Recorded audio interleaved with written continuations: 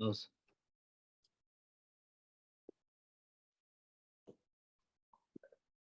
So we begin with praying.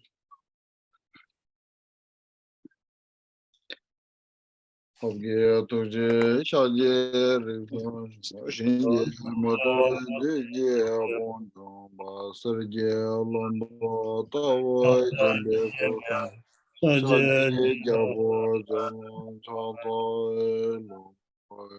lama da gombo jeje jambe yang la chata lo kange lo de tenye denda ni da nam da rap salve chinye tuje chi shi se che ni je to bra le kwa mze kanda se pe se ra ma re me to do na chi se so kun la pu je ta je yang la tu je yang de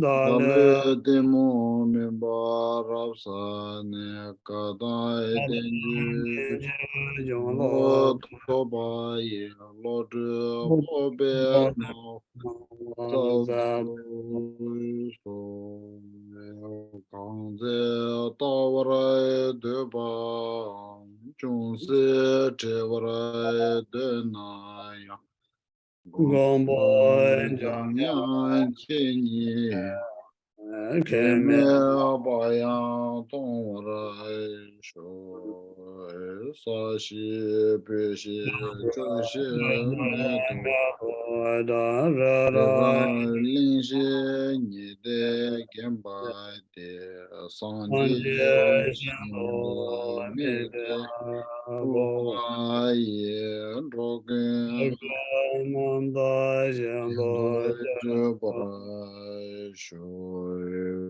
Guru Ratna Mandala Puja Mega Samanda Saparana Samaye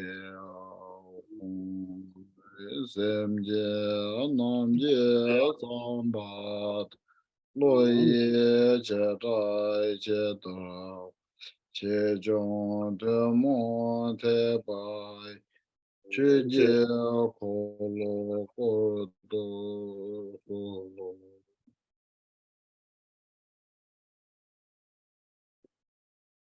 Thank you.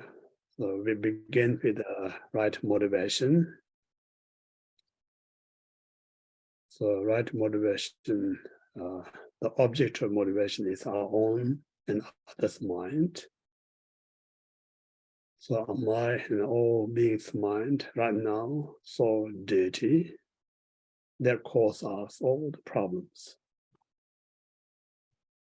So one unique of the Buddha Dharma is show the technique where to clean this mind. That's the unique of the Buddha Dharma.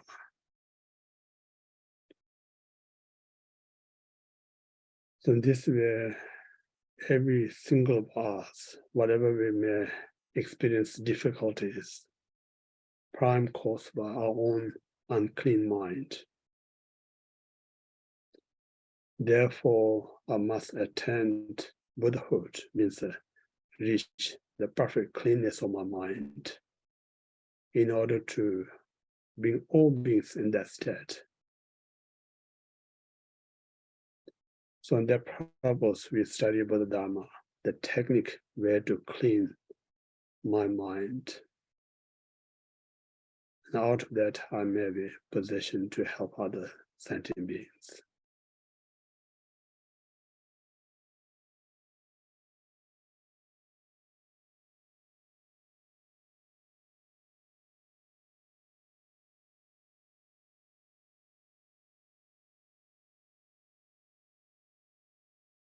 Okay, so just a brief motivation.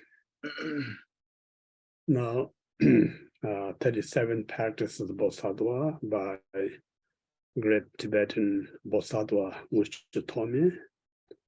So this teaching has three parts: preliminary, main, and conclusion.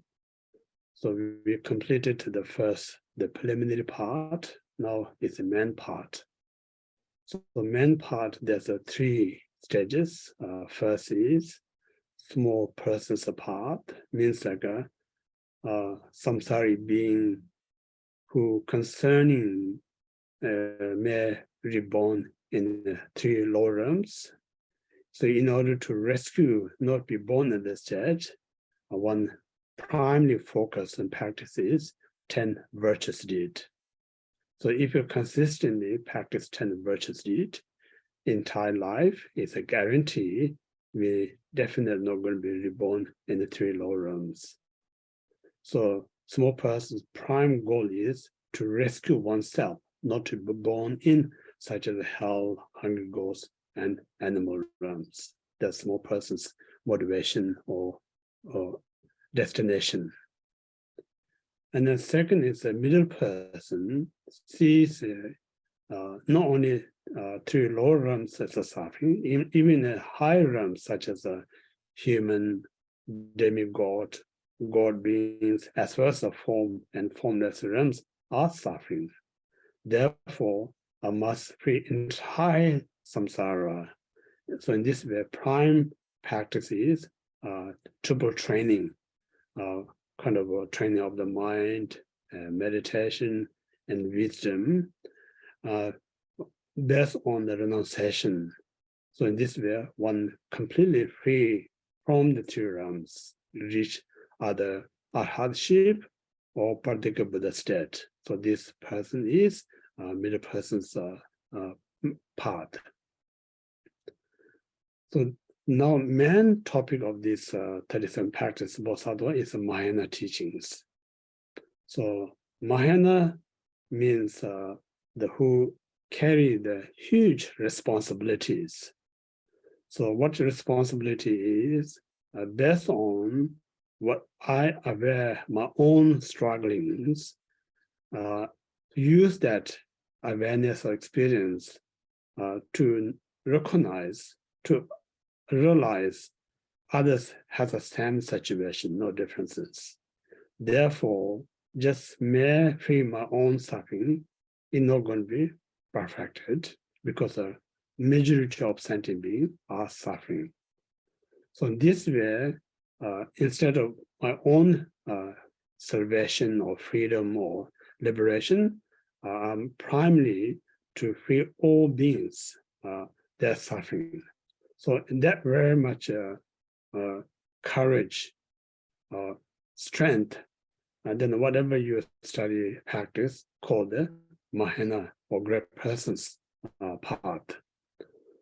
So this Mahayana or great persons part in this teaching has two parts. The first one is conventional bodhicitta, and second one is absolute bodhicitta.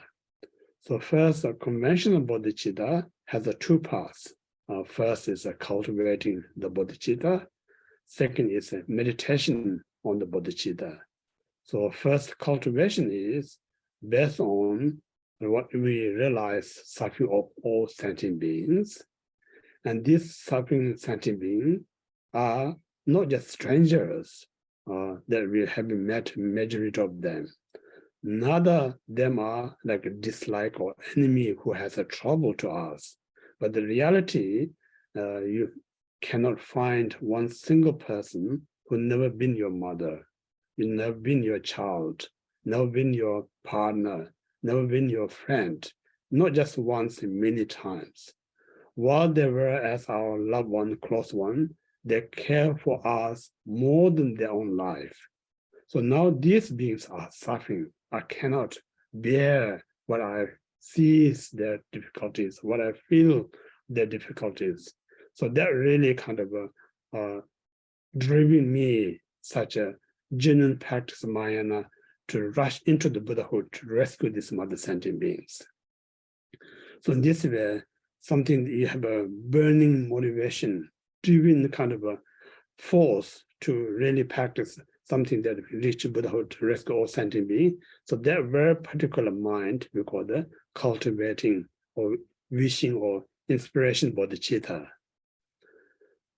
So that's one we completed. Now, second is meditation of conventional bodhicitta has the two parts. The first one is exchanging self and others, the prime object of meditation.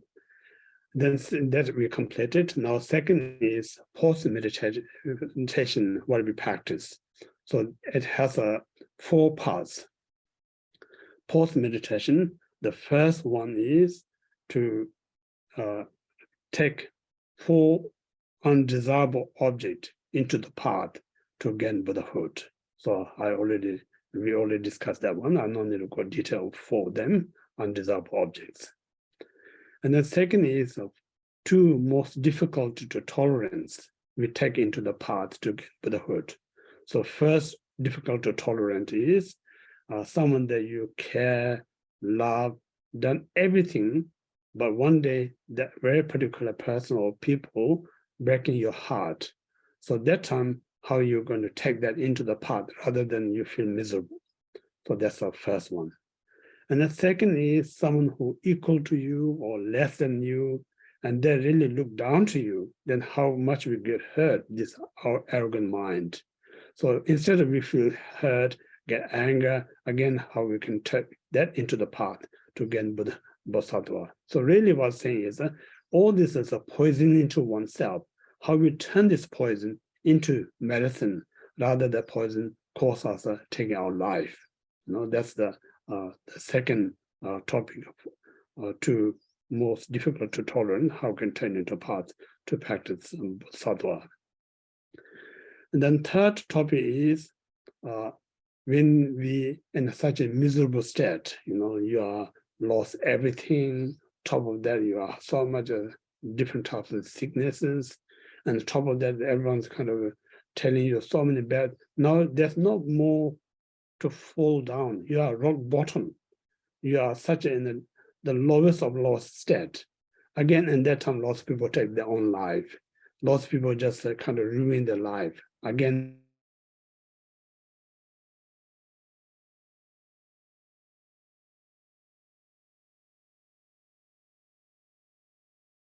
the path to gain us the Buddhahood. And the second is when you're so successful, you are the most successful person among your family, your community, your society, your country, again, not carried by that success. So how you can turn that success into the path to gain Buddhahood, like all sentient beings. So these three we completed. Now the fourth one, taking anger into the path, taking attachment or craving into the path. So anger, we mentioned last week. So now second is attachment or craving, how could take into path to gain Buddhahood. So in this way, now verses 21 today, we begin with the verses 21. So first I just read out the root verse. Sensual objects are like salty water. The more you enjoy them, the more craving increases. Hence, abandoning immediately those things towards which you develop craving and attachment is a Bodhisattva practice. So now, object of craving as a, of course, infinite there, but we sum up into 5 kind of object of craving. It's a common to every sentient beings. So 5 objects are such as a visual form, sound, smell, taste, and touch. So these 5 objects, as this ignorance mind sees, are the cause of happiness. You know? So in this way, every day, whether you are a Dhamma practitioner, it's important to differentiate. One is a religious perspective of Dhamma practitioner. Another is a philosophical perspective of Dhamma practitioner. These two have a vast differences. Even both may call the Buddhist. You know? So religious practice of perspective of Buddhism is so much praying to have a better life, better things better have in our life, so forth. So this religious perspective of Buddhist practitioner are not really much difference in other religions, Christian, Muslim. The God is a difference, temple is a difference, but where our wishing for self, what to have, is no differences. So in that sense, you cannot differentiate Buddhist and non-Buddhist. But the prime differentiate is philosophically what Buddhist concept and other religions. So in this way, what I'm trying to explain is we're rushing every day to have nice things, kind of physical art, nice looking car, nice looking house, nice looking dress, nice looking ornaments, so nice looking bed, all sorts of things nice looking, because when we have something nice, then it makes us feel good, you know, make us feel happy. So we're rushing to get these things. That's one physical form. This is only giving a few lists. There's infinite. We're rushing to get these things. And then similarly, sound, you know, music, song, talk, all sorts of, we just constantly running after to listen to different things. You know, when we hear what we want to hear, it gives us tiny pleasure and happiness. And due to that, we want more and so forth. And then similarly, smell, like a food or other stuff, because when we get smell, what we want, it makes us pleasure and happiness. And then similarly, touch, there's something that's very soft, very smooth, feel so nice, and then you want more and more kind of things. So all this way, what here saying is these 5 sensory objects are like a salty water. So salty water means like when you quench your thirst, when you're thirsty, you need to quench your thirsty, you need to have a drink to quench your thirst. Likewise, when we're in the samsara, we're facing some point of view, difficulties, unhappiness. So in order to escape from that unhappiness, we look for some optimistic, nice form that makes us instantly happy. Now sound is instantly happy, so forth. Then we think immediately these are the cause of happiness. So in that kind of wrong view, you may say, and then when you drink salt water, first kind of a glass of water, it may feel like it quench my thirst, but then immediately afterward, you get more thirsty. You have to drink more water rather than quench your thirst, make you more thirsty. Similarly, this sensory object gives you immediately some kind of pleasure, but then afterward, because you found tiny pleasure, you want more. So in this way, eventually it leads us, no matter how much we got, never be satisfied. We never satisfy. No matter how much we got. No matter how much we got, we never kind of limiting. Still, we want more and more. So this very unsatisfaction, we are not knowing the limited. So that very kind of cause us so much issue of psychologically, it's caused so much physically, it causes so much socially. It brings us more problem than resolve the problems. So in this way, it increases our craving mind. So craving mind in a modern society, the biggest problem that we face is our craving mind. Nothing else. We have more than enough, whatever we need, whatever requirement. But this craving mind never be enough. So these give us so much mental stress, physically exhausted, then break out the relationship with a friend. There's so many kind of damaged self, other environment, and so forth. So in this way, it has so much disadvantage in these very lifetimes out of craving mind. So that's a small one for Dhamma point of view. So even more greater damage of what it does out of craving mind, then we create so much negative thoughts, negative speech, negative action to get what we want, So just imagine how much we have to create non-virtuous deed. So this non-virtuous deed bring us endless suffering, life after life. So in this way, one need to realize the danger of craving mind first. That's the unique of Buddhist philosophy, because it's not right to say, oh, I'm Buddhist, I should not be attached. That's a Buddhist religion perspective, That's almost like your culture. But Buddhist philosophy is not culture. You really see the danger of what we're doing. Once you see it, then you have a power to stop it. No one can force you to stop to you because you see I'm taking the poison rather than medicine. Therefore, I must stop taking poison because it's hurting me, not helping me.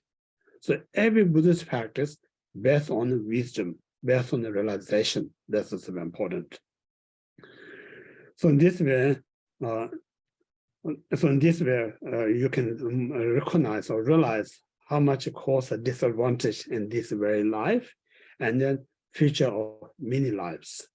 Based on this realization, now we have to work with it, purify or minimize this craving mind, rather than increase our craving mind. So how we can tackle this craving mind is, first, one must remember the object we're craving is not cause happiness. It's just salt to water. It gives you short-term consciousness, but then you want more. Lead to more problem than solve the problems. First, you always have to remember that. So based on this awareness, now what we need to do is general all sorts of object things that we have, things we not really require, not necessary, not need, we begin to clean them, give away those who need more than you. So giving is make us reach our heart, because when you give, your giving is someone who needs.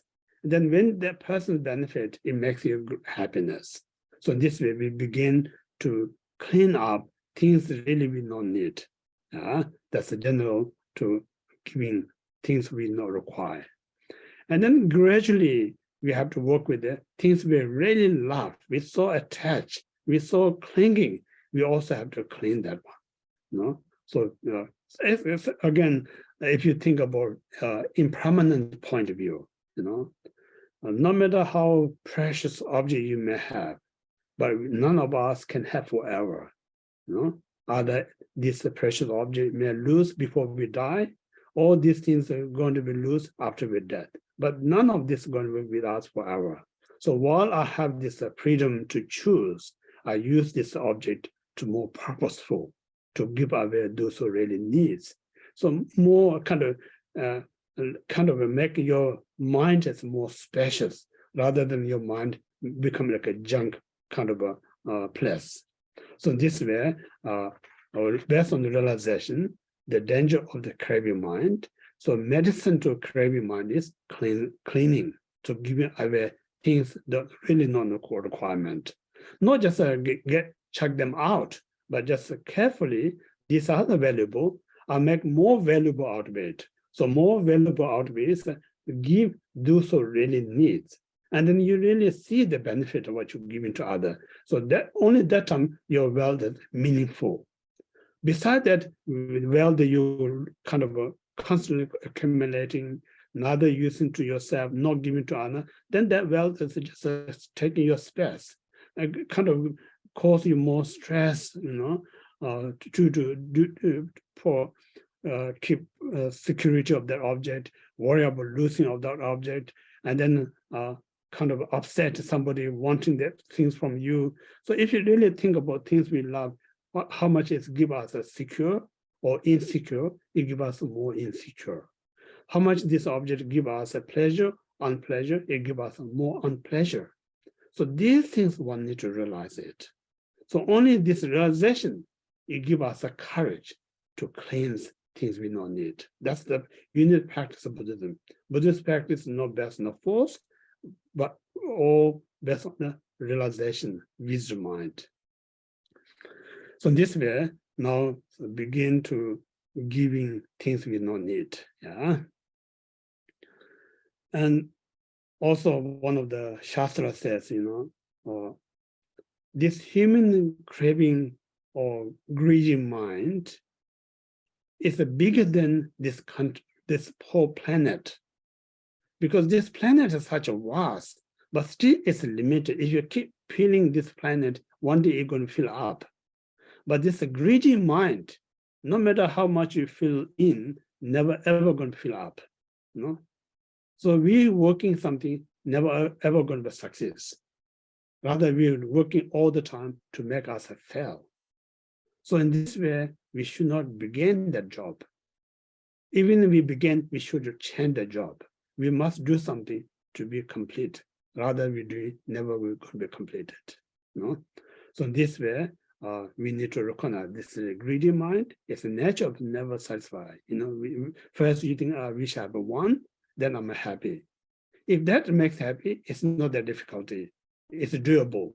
But then when you have things you want, then you immediately the greedy mind or they forget what you got. Now this greedy mind is asking you something else. And then when you go chasing after that object, we got it, and then soon you got it, it's not important, but you want another one. So in this way, like a minute after minute, this greedy mind deceiving us, hour after hour, day after day, week after week. So how long you really going to follow this greedy mind to fulfill it? It's never going to happen that day. Never they're going to come. My greedy say, I'm now happy, I don't need anymore. So in this way, we need to recognize the nature of this greedy mind is an unsatisfied mind. So we should purify that very greedy mind. So this way, in this very Shastra says, the greedy, craving or desire mind has a very little beneficial, but has so much disadvantage, this desire mind. Therefore, most smart or clever person,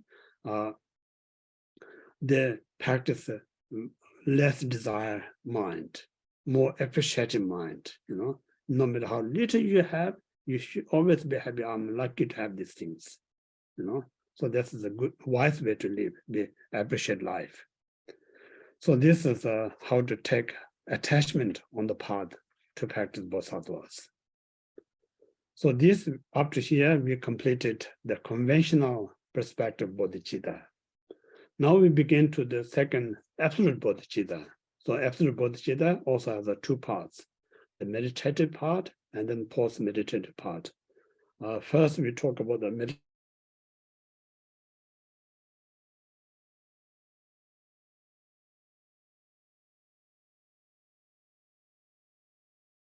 Where things appear are just perception of the mind. The mind itself is from beginningless time free of fabrications. Understanding this is a root mentality clinging to the object and subject and object traces. It's a Bodhisattva practice. So again, I'll just explain a very brief this episode because this is the biggest topic in Buddhism. It's the text. He has to study about these emptiness things. So first, phenomena. Phenomena is kind of everything. It's boundless, infinite. So this boundless, infinite phenomena we sum up into two categories. One we call the animate object, other is inanimate object. So kind of an animate object is talking about all sentient beings, 6 realms sentient beings. Inanimate object is entire non-consciousness things, non-living things rather than living beings. So these, whatever we perceive, these kind of phenomena, it's a very important. So none of them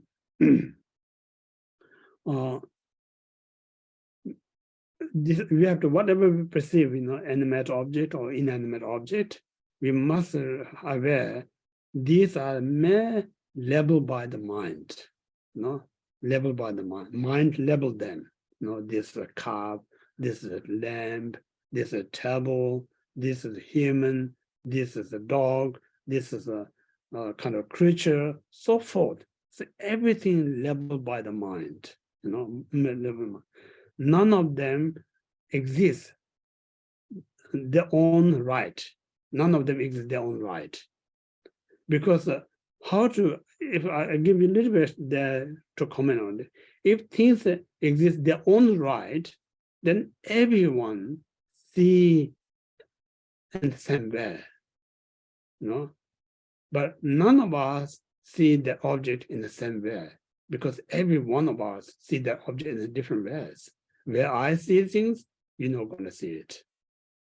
What you see it, no other person going to see it.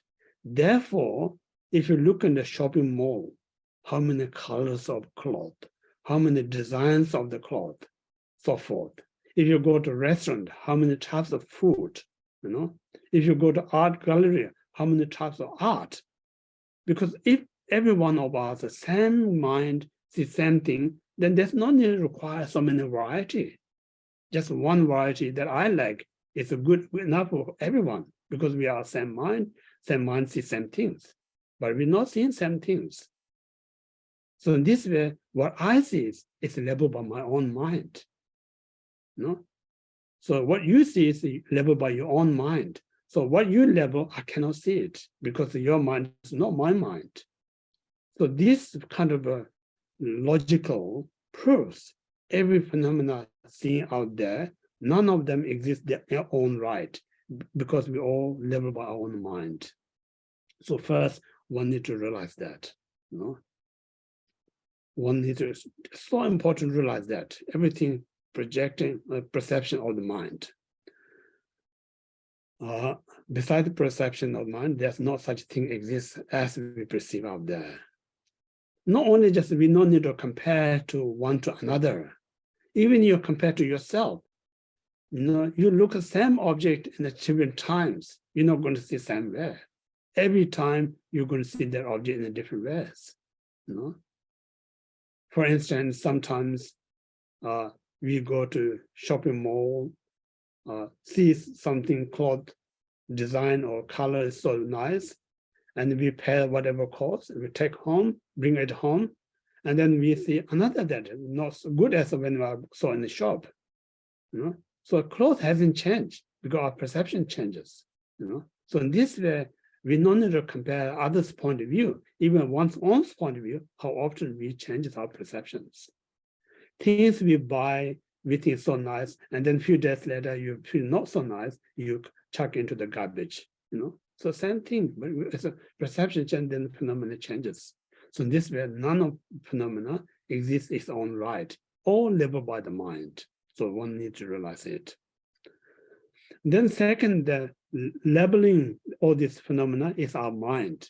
So this very mind that it's good to kind of go into the bottom of this. What is the mind? You have to dig, search what is bottom of the mind.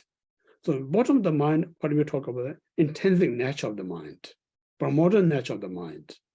So primordial nature of the mind is never be exist. If it exists, you have to prove this exists either inside or outside or between somewhere. Wherever you look, I'm not talking about conventionally. Conventionally, we not investigate. We just feel like a mind is with me. But if you think it's a real, then you have to investigate where this mind is reside, inside, outside, or somewhere else. You're not going to find any residence of this mind. You know, there's no residence for the mind to reside. So in this way, it does not exist. So when the mind does not exist, then you can't say non-exist, because the non-existence depends on the exist. If the exist is not there, then how could you say non-exist? So non-exist is also an object. You're grasping it's nihilism. It's object. It's not a right. So this way, the primordial nature of the mind, free from this extreme of existent and non-existent. And then this very primordial nature of the mind is another nihilism, no internalism, you know, because it's a not internalism or not permanent, because they keep changing, keep kind of changing. Another nihilism, because it keep coming one after another. So it's a middle way. So in this way, another nihilism, no internalism. Or you can examine this mind where it's coming. You're not going to find origin of the mind is coming. Neither if you say where's the mind departing, you're not going to find any trace of the mind where it's gone. And then you think this mind is a one or many, neither you can one or no many, because one itself does not exist. Then how could you say it's a many? When there's not many, then there's no exist of one. So in this way, if you really kind of drag down to the bottom of the mind, you're not going to find whatever form exists and non-exists, or coming, going, a single entity or manifold, or nihilism or internalism. There's nothing. You know? So this way, now you mind free. That very mind, labeling everything, is when you search, you're not going to find it. So not finding is now you found the primordial nature of the mind. So there's nothing there to grasping. So in this way, you need to abide in the state. So when you because sometimes people think, oh, Buddhist, one of the meditation. Lots of people don't study what is the emptiness. You just forced to not to think anything. That's no emptiness. Emptiness is a wisdom. When you thoroughly investigate, when you kind of found there's nothing to exist to grasping, so you're free to grasping mind. So this is we call the meditation on emptiness. So this is the most powerful, part, because that very part is the true medicine to remedy of this defile, such as attachment, ignorance, so forth. Besides this realization of emptiness, none of part can uproot the defilement. So in this way, when we meditate, just see all phenomena is like a space. When you look in the space, there's no directions. You can't say this is part of the space is east, this part of the space is the south, and so forth. This is beyond the directions. When there's no directions, there's no middle. So this is the center of the space. You cannot find the space, central. So beyond the kind of direction, beyond the central. So it's like a space. So in this way, one need to meditate without grasping anything, without grasping, and that's that one meditate. So this is called the absolute bodhicitta meditations. And also, Professional Wisdom Sutra says,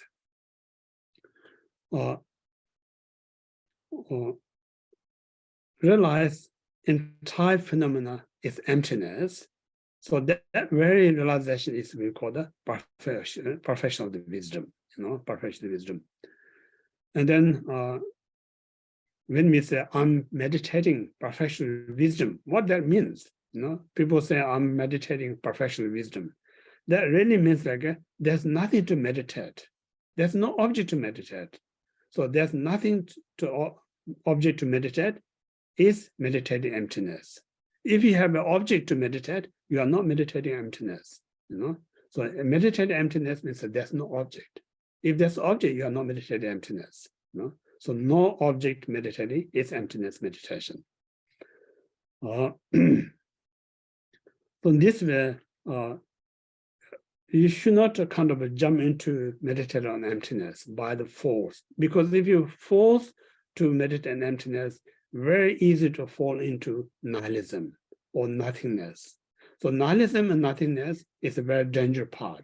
You know, just forget to gain liberation, even if it may cause us to born higher rebirth. So all about meditation emptiness, we must develop the wisdom first. What is the intrinsic nature of phenomena? What intrinsic nature of mind? So through the study, proper teacher, proper text, then develop your mind to recognize what's the intrinsic nature of phenomena. Once you have a clear conviction, awareness, so at that point, now you abide whatever you realize, and that state is we call the meditation on emptiness. Yeah. So meditation emptiness means what truly discovered, what truly realized, you abiding in that state is the meditation on emptiness. So that's a brief meditation on absolute or bodhicitta. Now, second, we move to the next one, post-meditation state. So first I read the verses 23. When one encounters attractive objects, even though they appears beautiful, like a colorful rainbow in a summer, seeing them as not truly existent and abandon attachment is a Bodhisattva's practice.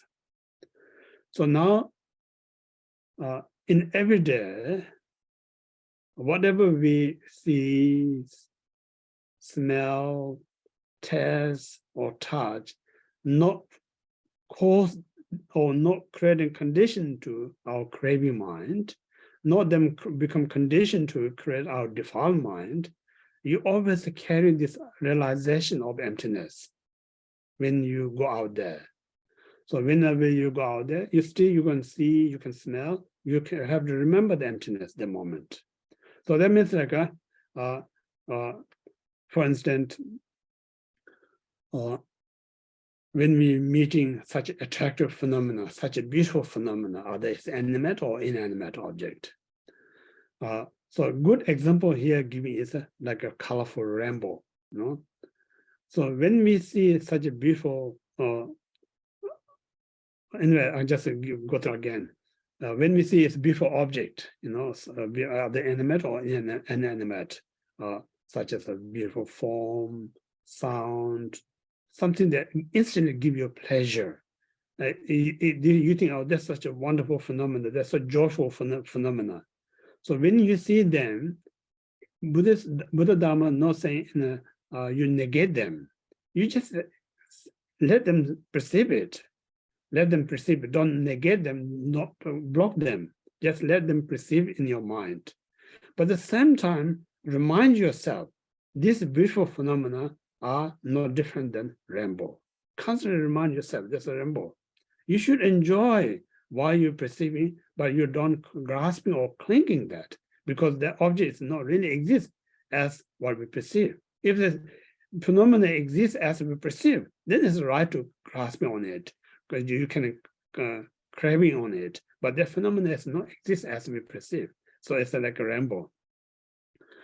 So in this way, you just remind yourself, beautiful, but they are no different than rainbow. You know? So in this way, just enjoy, but then not clinging on them. So this way, one needs to live our life. You know, it's not blocking our pleasure, but it's not caught up in defilement. So this way, when you kind of associate with your loved ones, your friend, when you're in such beautiful place, wherever you're in the right place, You always think this is nice, but none of them beautiful exist as I perceive. So just think it's like watching a movie. When we watch a nice movie, it has a power to give us some entertaining, but at the same time we know what we see on the screen is just a moving pictures, not really being exists there to act us, to make us happy or sad and so forth. So in this, every phenomenon is like a movie. You have to remind yourself, just enjoy, but not grasping, not clinging on that. Because just enjoyment is not Buddha Dharma says a problems. Whole entire Buddha Dharma is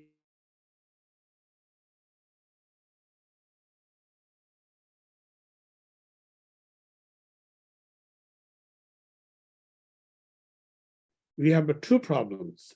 One problem is we make a mistake. When we enjoy, we think that phenomena is kind of making me happiness. That phenomena is not cause happiness, because that phenomena cause happiness, and then you can, when you have a two or more, you're going to be more happier. But we all know that phenomena, when you have more, you're not going to make us more happier. And then same time, we may have that phenomena make us happy, but next time that very phenomena doesn't give us a pleasure as the first time the phenomena give us happiness. So this way, the phenomena is not cause of problems. Cause of happiness. And the second is we think that phenomena that truly exists is on right. So that very not recognized, we think it really exists. Then it's a defilement. That's what we call defilement. So the defilement causes suffering. So in this way, in order to protect our mind to craving, in order to protect our mind to increase the defile, constantly remind all of these phenomena like a dream, all of these phenomena like a movie, all of these phenomena like a rainbow. So while you enjoy a rainbow, you have the right to enjoy the rainbow, but rainbow not going to last. You're going to disappear. So same way, you constantly have to remind yourself, it's nice, but not going to be exist for a long time. So in this way, one slowly reduce our attachment to that phenomena. Because right now when we say something nice, I want it. And then once I got it, I don't want to let it go. We start clinging. So this very clinging make us so much miserable. So much insecure rather than secure. So lots of this created by our own mind, but we don't see that because we think something else causes us insecure, something else makes us miserable, and so forth. But really, all this problem that we experience created by this very diluted, defiled mind. So in this way, we must kind of remind this mind everything's like a rainbow, beautiful but not going to last, so forth. So this way, reminding oneself, just be in the present, but not grasping this phenomenon. So it's a practice of Bodhisattva. So this first one talking about how to abandon the attachment to attractive phenomena. Now we talk about how to abandon unattractive phenomena. Second one. Okay, I'll read out.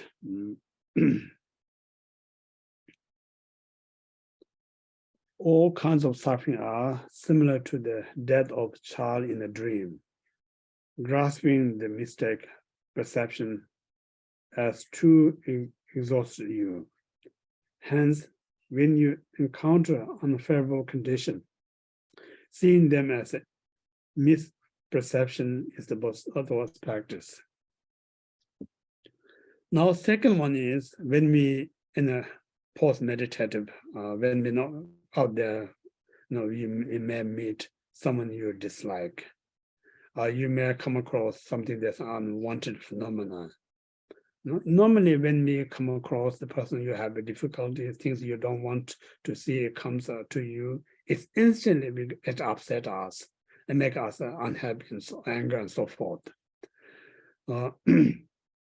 So that time again, remind yourself, this is like a nightmare, like a dream, bad dreaming happening. It's not really there exists. Remind yourself it's a dream. You know, when you're having a kind of bad dream, that very moment find very hard to yourself. But when you awake next day, all dreams not really exist as you experience it during the dream time. So similarly, all this phenomena is like a dream. So you don't take it as a real, rather take it as a dream. So if you take it as a dream, then it makes your upset mind or anger mind getting lighter. It's when you take them as a dream, so this kind of a, what I call that, you're not going to take it serious. Less you take serious, less it's going to hurt you, make you feel more comfortable. So in this way, see everything is like a dream. So lack of awareness of the dream, then we so tied to get rid of the things we don't want in our life. No matter how much we get rid of things we don't want, instead of getting less, it multiplies. So we put in effort in wrong places. You know, we try to get rid of that, and so forth, but phenomena out there is inexhaustible. So Buddha Dhamma says you should not put effort to try to get rid of out there, but try to get rid of in your mind that we're perceiving wrong things. Because this is exhaustible. You know? So the man kind of person said, it's good to look at in more logical point of view. The person you may have difficulties come to you, and then your mind perceives that person. Normally, we don't look at our own mind. We instantly pointing finger, the person who you have a difficulty cause you upset or cause you unhappy and so forth. But Buddha Dhamma says, of course, that person creates some kind of condition to make you uncomfortable, but he or she is not the cause. Cause is your mind not accepting, rather than mind rejecting. So this mind causes you more trouble than the actual person in front of you. So in this way, it's important to analyze yourself, because Buddha Dhamma is entirely based on the wisdom. You know, without wisdom, there's no Buddha Dhamma exist. So if this is an opportunity to recognize your wisdom. So end of the day, my mind is kind of perceiving this person in the wrong way, cause me more suffering than the actual person, he or she in front of me. So only at that time, now you begin to working with your mind, you know. So this mind can be end, but the enemy out there never going to be end. If you can read of this person, then another will come. As last week I mentioned, you know, physical enemy is not exhaustible, but mental, where we perceive enemy, it can be exhaustible. So in this way, we should put effort, something we can end, rather we put effort, never going to end. You know? So right now, you know, if you look into my own point of view or your point of view, we put in every effort to something we never ever going to end. Therefore, we always so exhausted. We so tired, you know. We lost confidence. We lost enthusiasm to do so many things because there's no way I can finish these things and that thing. So just think of that, it's enough to make us tired, you know. So this is so important. We don't need to get tired. Everything can be end, but only can be end is when you sort out your own mind. Only that's possible. Besides sorting out your mind, no matter what else you do, there's no way you can end anything, you know. So in this way, everything, whatever having difficult out there, just said this is just like a dream. So don't see it as a real. If you see it as a real, then it bothers you. If you see it as a dream, then less bothers you. It still bothers you, but less bothers you. You know. So in this way, if you want to less bother to your life, you must see them as a dream. And then one of the sutra they're saying, magician, you know, when you go to magician place, they create so many things, you know, elephant and so much things. but none of them exist as magician creating magic to us. It's just a trick, but we don't see the trick. Rather, we think it's real. So in this way, all phenomena are like a display by the magicians. So none of them exist as we perceive. So this is reality. So in this way, we should not so much take serious what we perceive out there, but we should take serious mind that we perceive in things, because the mind is the matter, not the phenomena is the matter of our problems. So in this way, Buddha, what tried to give us a message is the phenomena that we so much of fighting, struggle, we try to sort things out, are not the problems. The problem is that your mind is the problem. That's I discover, Buddha said, I used to be like you, always think the outside phenomenon is a problem. I did so many lifetimes and that didn't work. And then finally I discovered it's my mind. So I worked with the mind. So that led me to attain the Buddhahood. So if you want to be the same state, reach the same stage as the Buddha himself, then you should work with your mind. If you work with the mind, one day you're going to be perfect like me, as a Buddha. So this is all the matter is the mind, not the phenomena. So this is very unique of the Buddhist philosophy, talk about everything's mind. Then another sutra saying, one young lady, she has a dream to have a child, Then in one night of the dream, in one night, she had a baby. She was so excited, so happy. And then the next minute, she lost her baby. She was so sad, so depressed. So both have been one dream. But next day, when she awake, now that she has born in the baby, nothing to not happy, not to be sad, because the baby never came, because there is nothing to die. So in this way, in our phenomena, in our ordinary life, we think it comes, we're so excited. When we live, we so grief. But really nothing to come, nothing to live. It's all like a dream, So in this, if you take as a dream, you're going to take it lighter. If you take it lighter, you feel less trouble that you have, what we go through all these things. So this, what we're saying is when you're having difficulties in your life, don't take serious. When you have a difficulty, you just think that's like a dream. It's not real. Just try to change the mind. Yeah. Okay, so that's how to take path, wrong object into the right. Now talk about the six perfections. Continuously we talk about six perfections.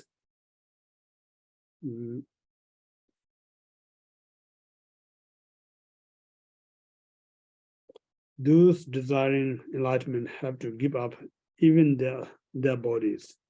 Hence, what need to talk about material wealth. So engaging in generosity without exception and reward or return is a practice of Bodhisattva. So that's a kind of limit time. I just rushed through all the six parameters today. I tried to finish the six one. So first, practice generosity. So if one really, we can say, when we say our try as a Mahayana, our goal is to attain Buddhahood, sacred beings. So we must know to attain Buddhahood, what that means is that our mind completely free all the obscurations and residues. When these two obscurations, residue free from your mind, there's no more to free anything from your mind. There's no more to cleanse anything from your mind. That very point we call the Buddha. So Buddha is nothing to gain, rather to lose everything. When you lose all this obscuration, defilement, omniscience, residue, lose all of them from your mind, then you obtain the Buddhahood. Yeah. So in this way, if one wish to attain that state, if you want to clean mind, we need to let it go so many things. From beginningless up to now, we so much hold back. I want this, I want that. No matter how much we got, we still keep collecting. we just bury it under our wanting mind. So now that's the reason we're suffering.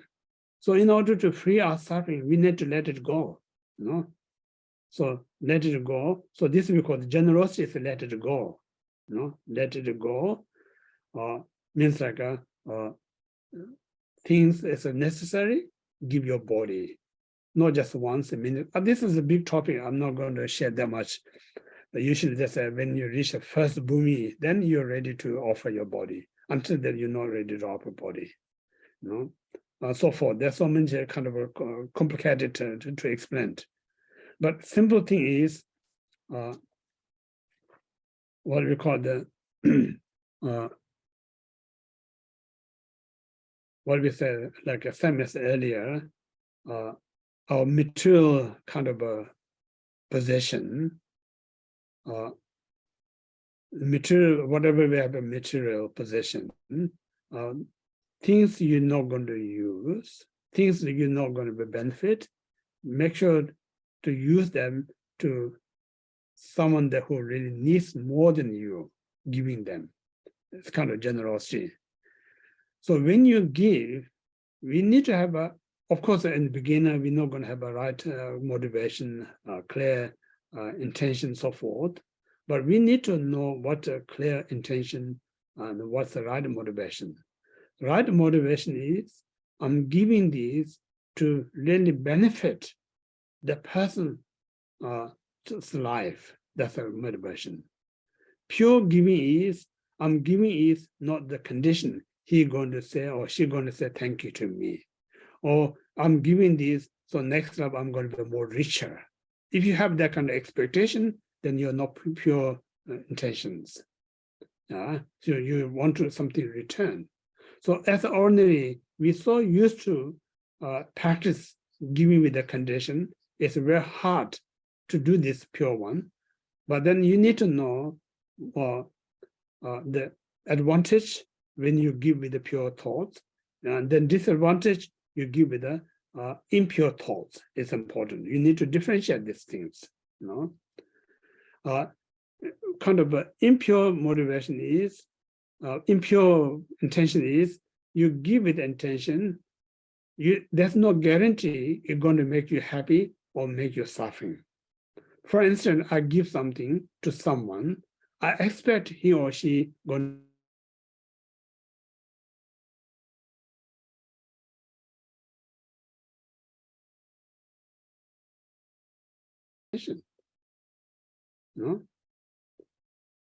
So pure intention is, I'm not looking for his or her acknowledgement. I just want to give him, when I get opportunity to give him, that's enough to make me happy.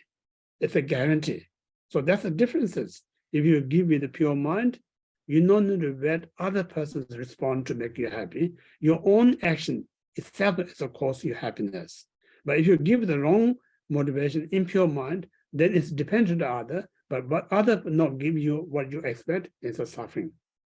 So this reason, you need to aware the differences, giving with the pure mind, giving with the impure mind. Impure mind, you're creating your own problems. Giving the pure mind, you're giving your own opportunity to be happy. That's the differences.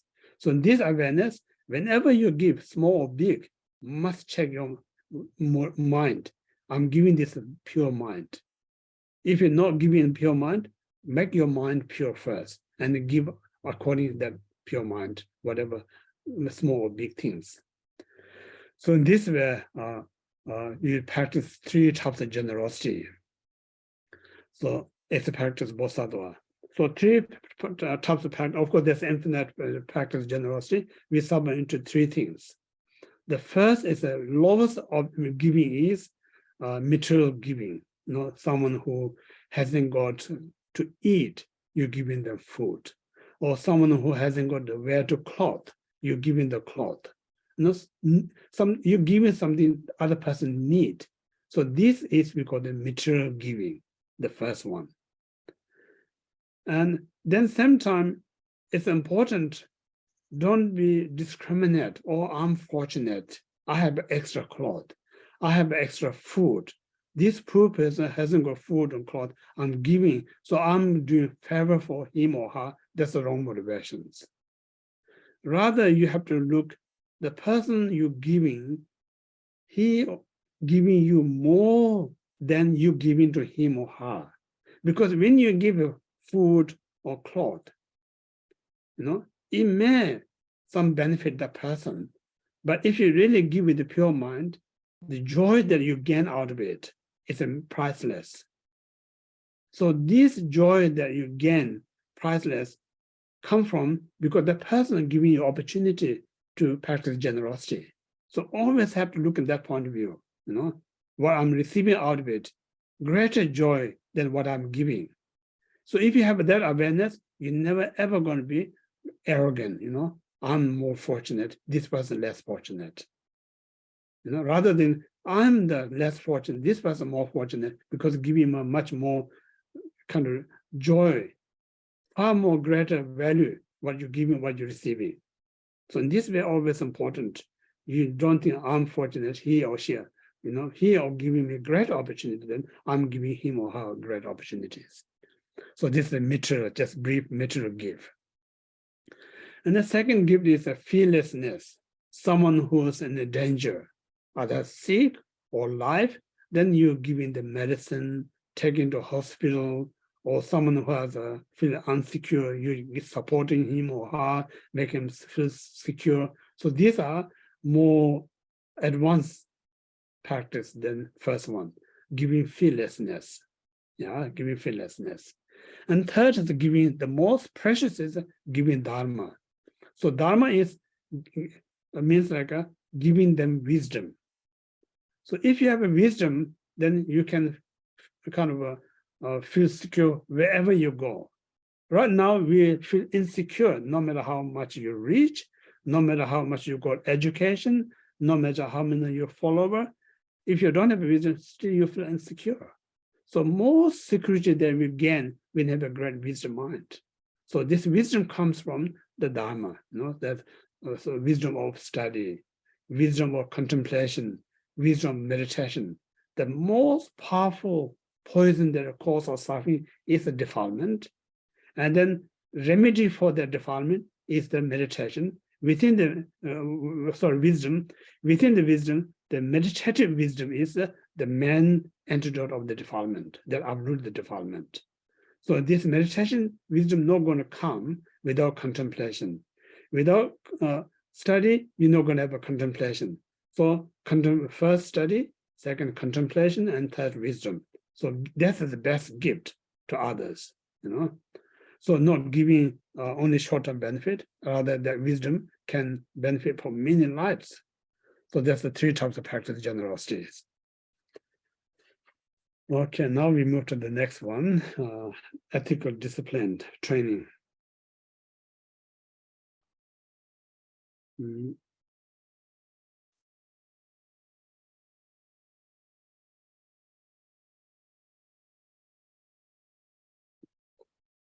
Verses 26, in absence of morality, even one's own interest will not be fulfilled.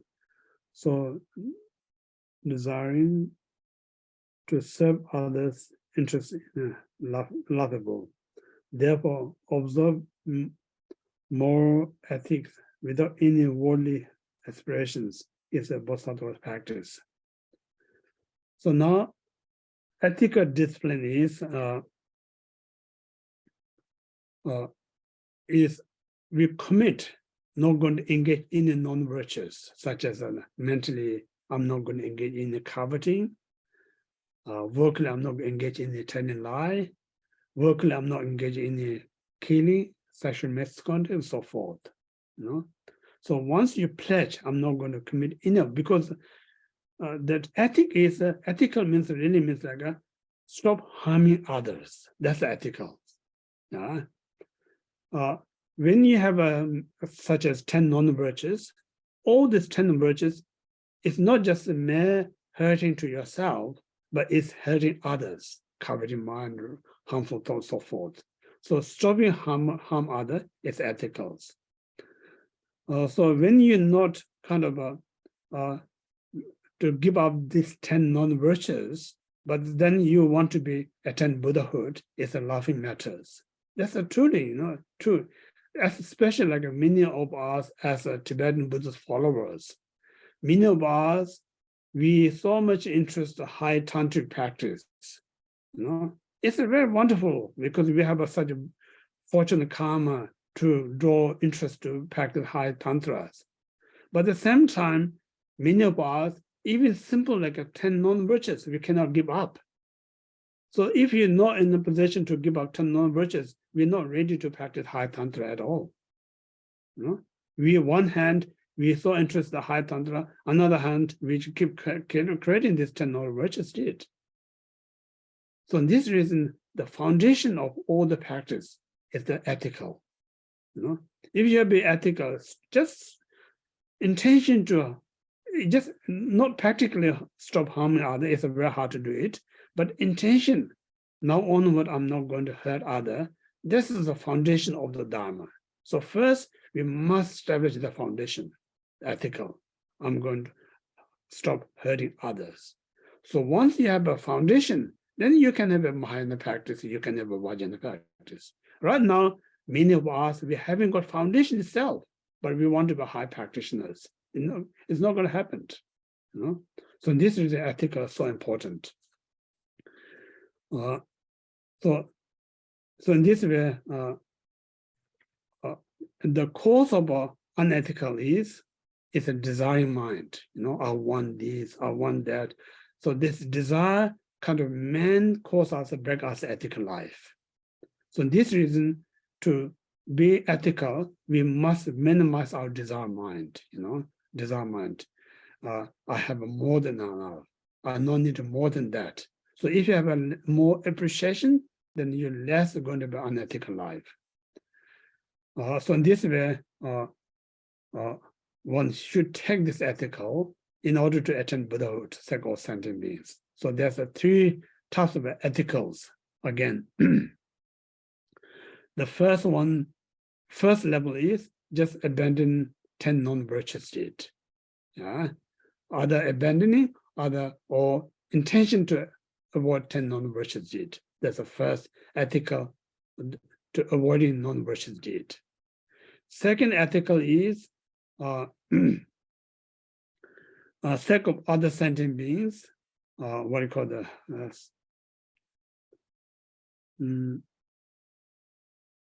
second ethical is sake of other sentient beings, practice 6 paramitas. Ethical helping to other sentient beings. Second one. The third ethical is whenever you help other sentient beings, make sure it's not associated with any 10 non-virtuous state. You help other with virtuously, virtuously. So it's ethical, the helping other sentient beings. So first is ethical, disciplining, avoiding 10 non-virtuous deed. Second ethical is accumulating virtues. And third ethical is helping other virtuously. So these are 3 types of ethical. Now we move to the patience, the third.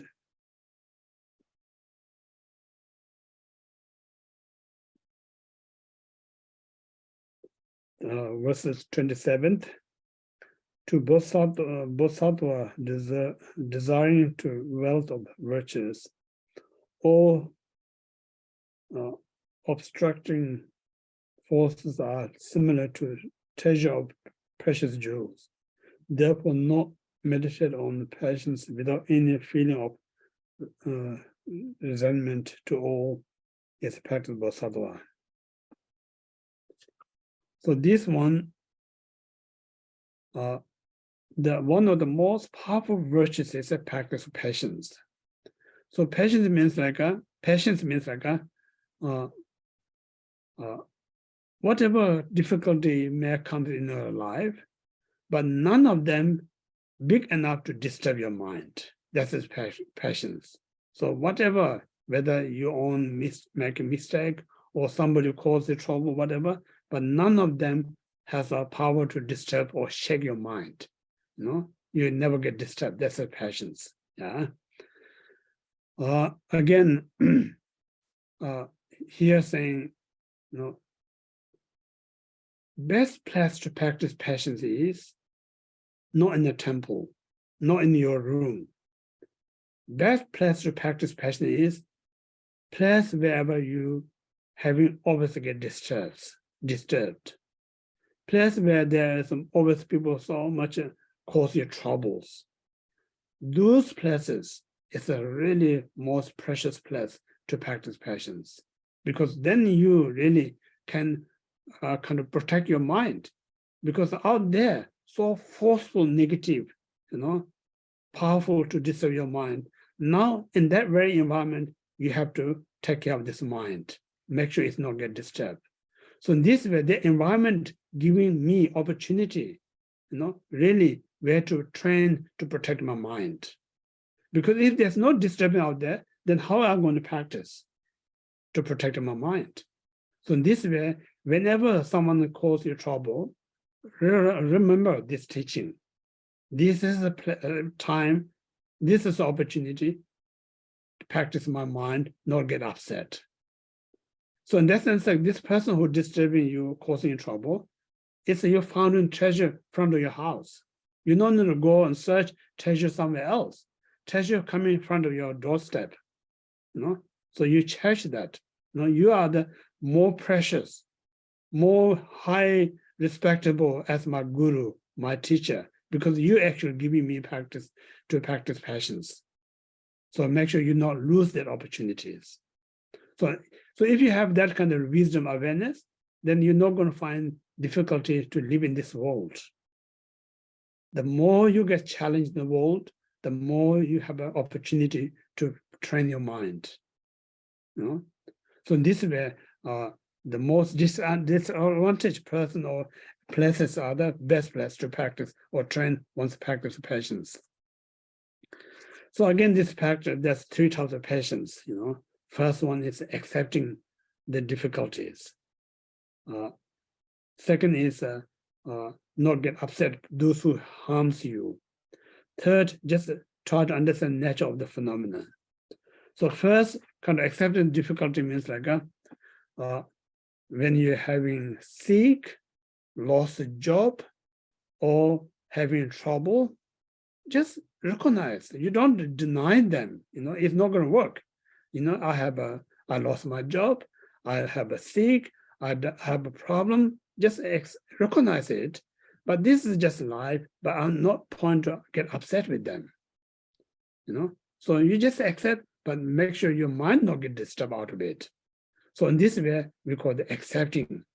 We are human beings. We are made up from these 5 elements. We're going to go up and down all the time. What's the big deal? Just accept it. Just way of life. So in this way, things you don't have a control, you can't do anything. But things you have a control, you should look after this. What we have a control is our mind. But we don't have a control is what's happening out there, beyond us. So in this way, we need to kind of, whatever happens in your life, but make sure you not get disturbed. Accept, but not disturb your mind. So that's the first, accepting the difficulties. Second is not upset the person, those who harms you or make you difficulties. Again, I'm Buddhist, I should not be kind of upset with those who harm me. No means that. As a logic is important. There is a person or people going to harm you. You're going to feel pain. You're going to feel uncomfortable and so forth. But then compare. It's always good to compare what you feel uncomfortable, and he or she cause you trouble. What his or her state of mind, far more uncomfortable than what you feel. First, you need to recognize that one. Secondly, you need to recognize he or she creating how much negative karma out of it. So in this way, they give you some room to space something to feel compassion to him or her. So in this way, when you really know, right now, as ordinary eyes, we so much think I'm is more important than other. So my small problem is bigger than his big problem. So that's the reason we get upset. Actually, we're not doing any good to self. Rather, actually, I'm more kind of supporting other who harm me, rather than support myself to get rid of this harm. So in this way, samsaric beings, when we're doing things, that's not logic.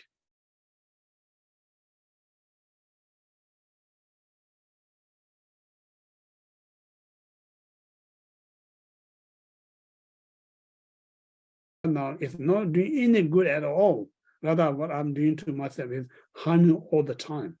So only when you realize you have a power to stop it. But until you realize it, you're going to keep doing the same mistake, same harm to self all the time. That we did in the past. That's what we're doing now. This we will do in the future, if you not realize.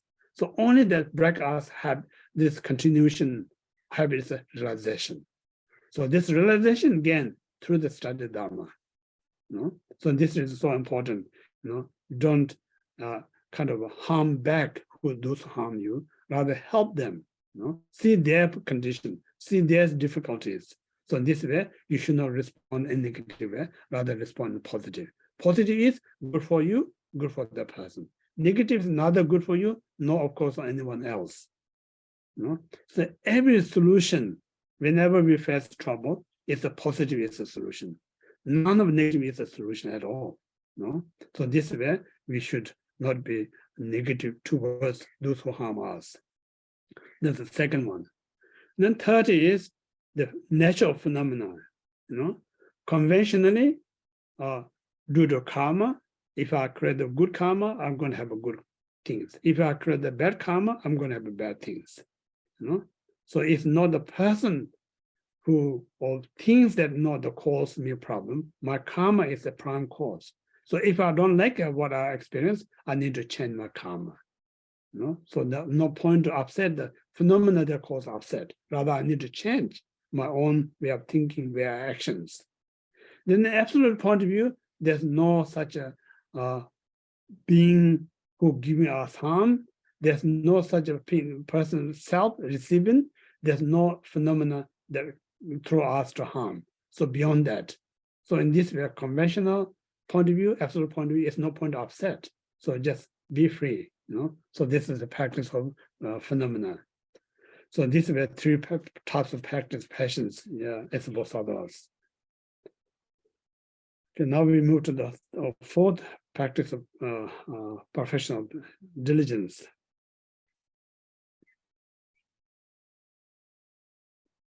Verses 28. Even Shavaka and Pritaka Buddha, who are solely involved in their own personal interests, preserves as if they are extinguished or fire their head, hence engaging in effort, the source of virtue for the benefit of all sentient beings, is a practice of Bodhisattvas. Now it's a joyful effort. So just think about it.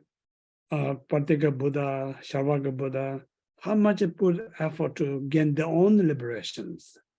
Not just one person's success, how much they put effort. So for us, maybe sometimes they are no good example. We don't know how much they put effort. Just look at ourselves. From whole year, how often we get holiday? Not much. We constantly have to go work and evening come with the exhausted mind. How much we put effort for our own secure life or comfortable life? How much we put effort to make us feel successful our own life? Then now we are considered as a Mahayana practitioners, Vajrayana practitioners. So Vajrayana Mahayana practitioner is not about look after individual. We look up entire sentient beings. So you just think about this much effort of my own benefit, then how much I need to put effort to help all sentient beings.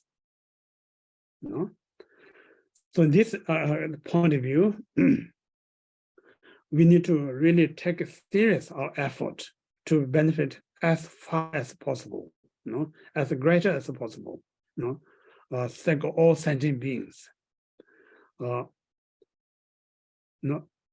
Joyful effort, I think any effort is one of the main ingredients. Any field make you success, because everything make us unsuccess because of laziness. Laziness fail us every field, but the effort, every field make us a success. So if you really want to be successful, mundanely or dharmically, the main ingredient to let us succeed is our effort. If you have an effort, you can succeed any task. So this is effort is so important. And also Madhyamaka by Chandrakirti says, every good qualities of the Buddha and Bodhisattva come from that joyful effort. Every single samsari ordinary beings having difficult qualities come from the laziness. So laziness brings nothing but problems. The effort brings us nothing but many good qualities. Even it helps us to attain Buddhahood. So this is effort so important. So again, there's two types of effort. The first one is we call the armor lack of effort. Armor, when you go to battle, no matter how powerful weapon, the armor can stop you get into the blood in your body. So similarly, when you wear armor like effort, nothing can stop you practice the armor. So you have to always wear the armor like, armor like effort. And then second is an effort to accumulate the virtues. So again, you always practice 10 virtuous deed. Third is you always put effort to help other sentient beings as much as possible. So we got the effort to benefit all sentient beings. So these are fourth perfections. Now we move to the fifth perfection, the contemplation.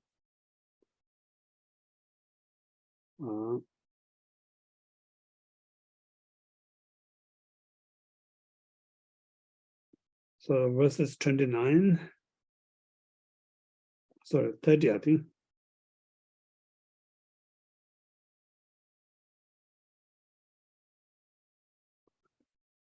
Which verses? Understand those?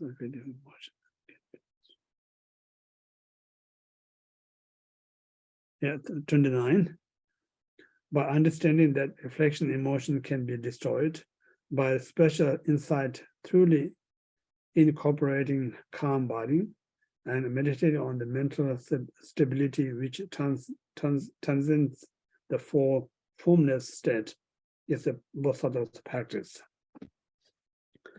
Now contemplation means like all our thoughts in the virtuous state. When you thought in the virtuous state, you are contemplation. Lots of people think contemplation means that you have to sit, close your eye, and meditate. That's one of many ways of meditating. But the really meditating means that as long as your mind always with the virtues, you are meditating.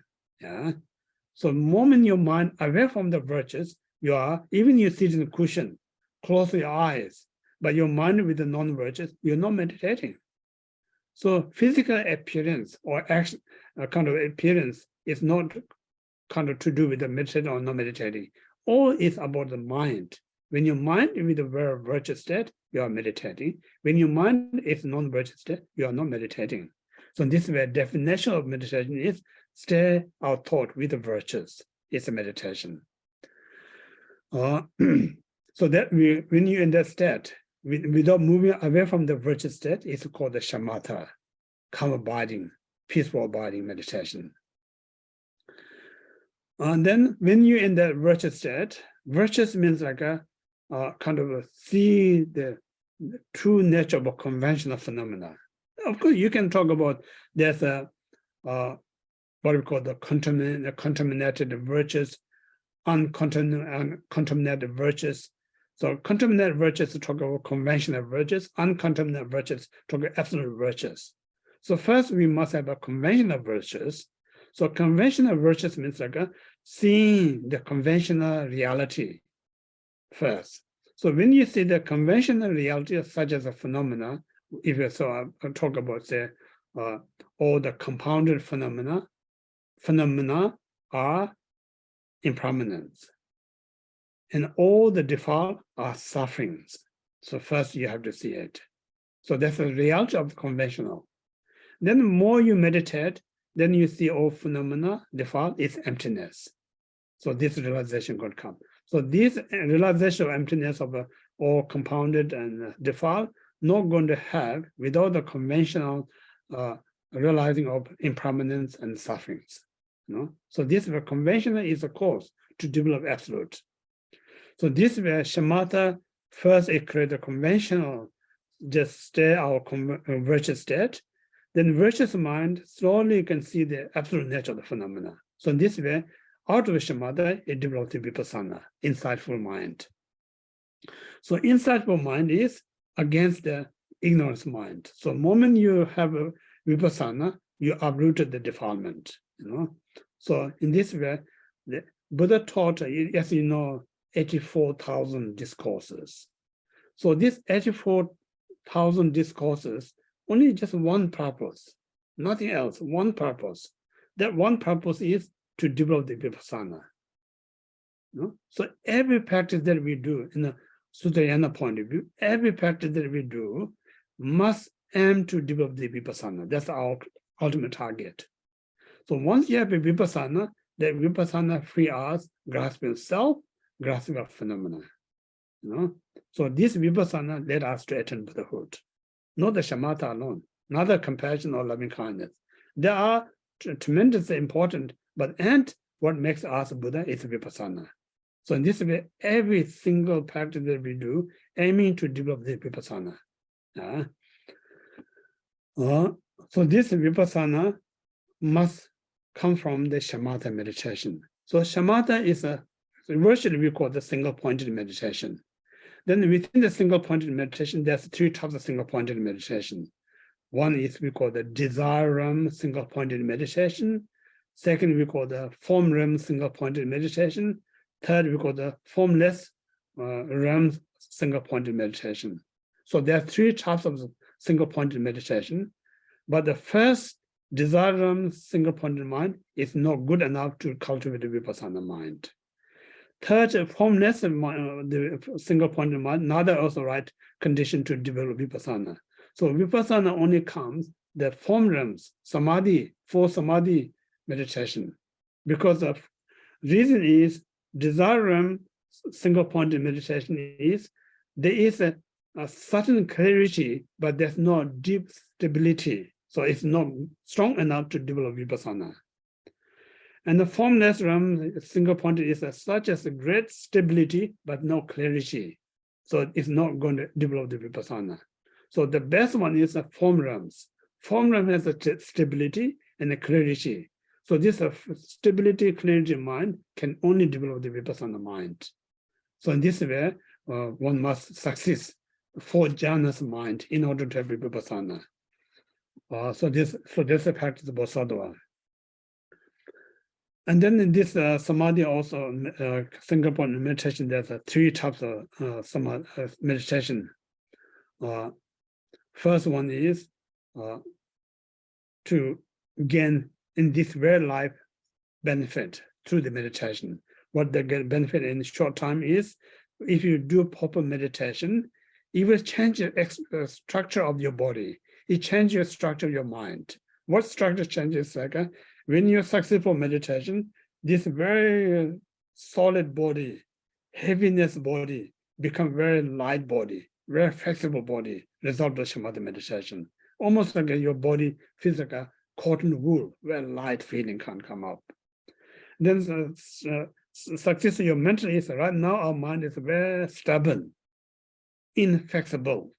But when you do shamatha, it's very flexible. You can, whatever you tell your mind do for you. Right now, mind not doing things we're telling us. Whatever tells your mind do opposite for us. So it's not flexible. But once you success shamatha, mind listen to you. Whatever you ask, mind do for you. So this is this life benefit. So this is shamatha, first samadhi, samadhi that benefit in short time. Second is, if you keep meditating the meditation, it creates a clear, what called the supernatural mind, supernatural mind, supernatural mind. So that you can see immediately presence of mind. So when you see others' mind, you are in a better position to help them. At the moment, when you not see others' mind, we just guess, this might help, that might help. But when you have a supernatural mind, it's like a scanner. Nowadays, if you have a physical some issue, if you put in the scanner, they can instantly show where the body has a sickness or disease. So like a scanner, you have a scanner, a mind to scan others' mind. So know exactly what person's problem, according that you can give teaching. So this way, get so much supernatural qualities. That's the second one. Third one is out of meditation, you become such a powerful condition. Someone sitting next to you has an immense success the person's meditation. So power of your meditation can create such a powerful condition. Others, such a small effort can gain so much success of their meditations. So in this way, there are so many stories, So for instance, if you meditate front of the great master, even you don't have much experience and knowledge, but just sit in front of the master, your mind's much more clear immediately, rather than you meditate someone who has distressed mind.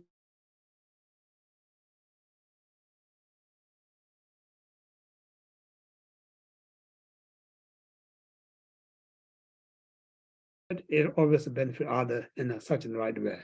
So there's 3 types of samadhi meditation. Okay, now last one, 6th professional wisdom.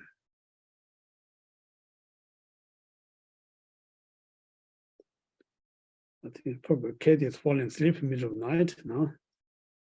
Anyway, the last one.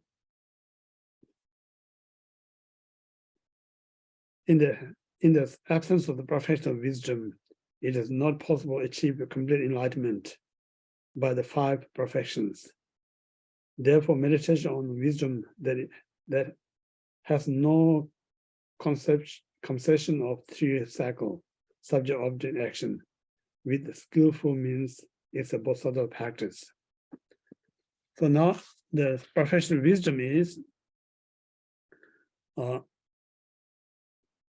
like a person with eyes. Professional wisdom is a person with eyes. Other 5, generosity to contemplation, are the blind people. They are a blind group of people. So it means like in order to attain Buddhahood, if you just practice 5 perfection alone, there's no way one can attain Buddhahood. But then same time, the first 5 are also important, because without the first 5, you're not going to have a wisdom. Yeah. So again, same thing like we call the perfection generosity. Without wisdom, you cannot be perfection generosity. Without wisdom, you cannot be perfection morality. Without the wisdom, you cannot be perfection joyful effort. So everything make it perfect because of perfection wisdom. So in this reason, without the wisdom, one cannot attain, unable to attain Buddhahood. There's no way, because without the kind of eye, person who has eye, you cannot, the whole group of blind people cannot get the destinations. So wisdom here is talking about is, what do you call that? When we meditate, there's no object. Yeah, I mentioned earlier, there's no object. Not just negating object, but when you investigate where this object, you cannot find. So when there's not find, there's no object to meditate. So no object to meditate is meditating on emptiness. So in that sense, like a professional wisdom point of view, they don't have a concept of as I'm the meditator. Don't have a concept of I. Cannot find I. Neither there is a what we call the object to meditate, nor what purpose of meditate. So all these concepts not there. So without the absent, without these 3, it's called the professional wisdom. So this is just brief about the wisdom. Anyways, I mentioned earlier, absolute truth is similar things.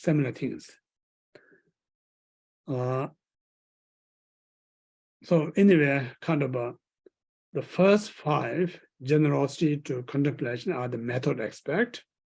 The last one is wisdom aspect. So Mahayana is based on the method and wisdom. So this reason we have these 2, sometimes we call the Mahayana when we talk about the base, path, and the result. So base is union of 2 truth, conventional, absolute truth. Path is 2 accumulation, merit and wisdom. The result is jewel, union jewel of the Rupakaya and the Dhammakayas. So in this way, the part, entire Mahayana part based on the method and wisdom. So method part is generosity to the contemplation is the method part. Then perfection wisdom is the wisdom part.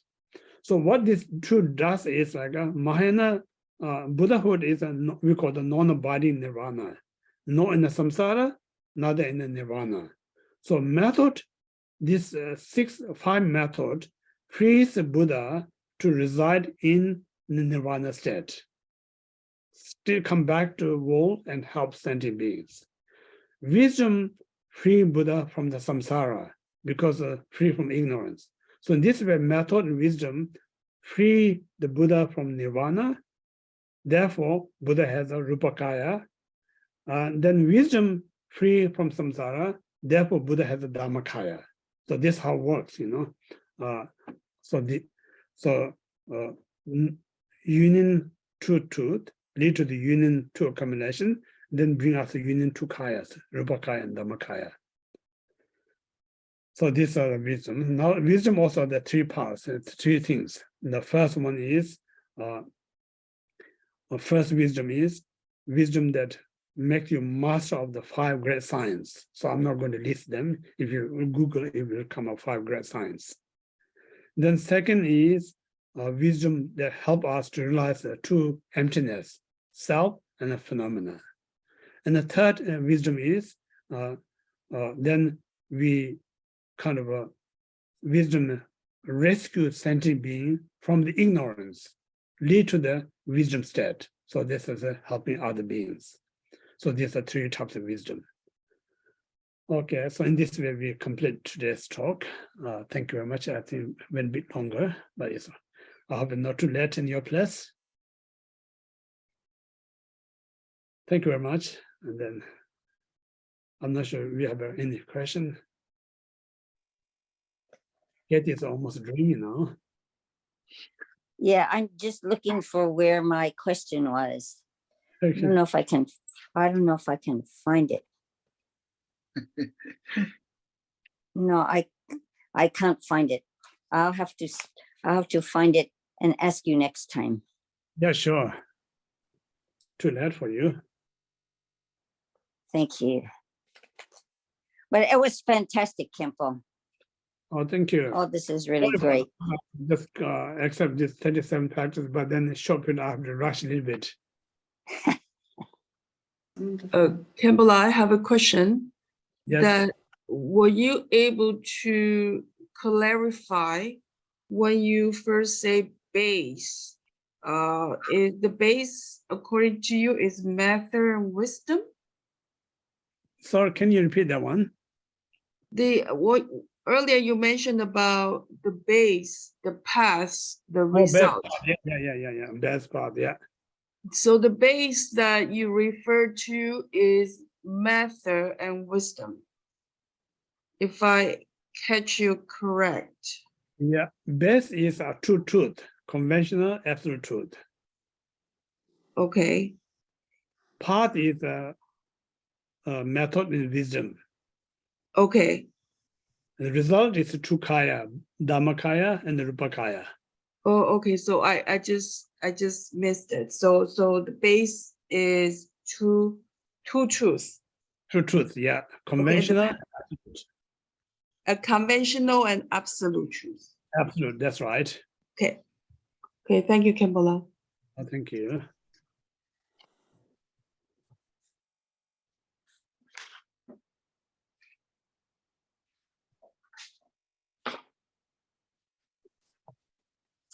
Okay, thank you. We conclude here. Now we do dedication.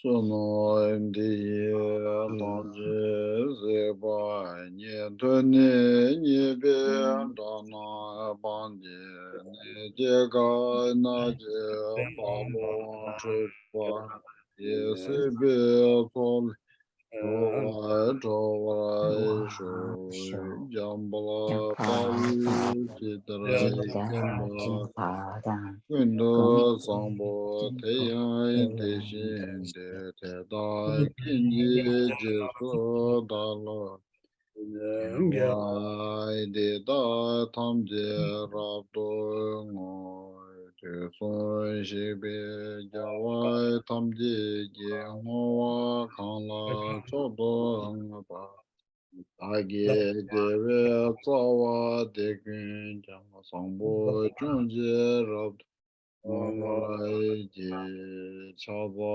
wadan chujin shaba dan jesu yiran kushin sowa Wai chungze dagi jisa ba tamje dagi chanju chirngu Thank you.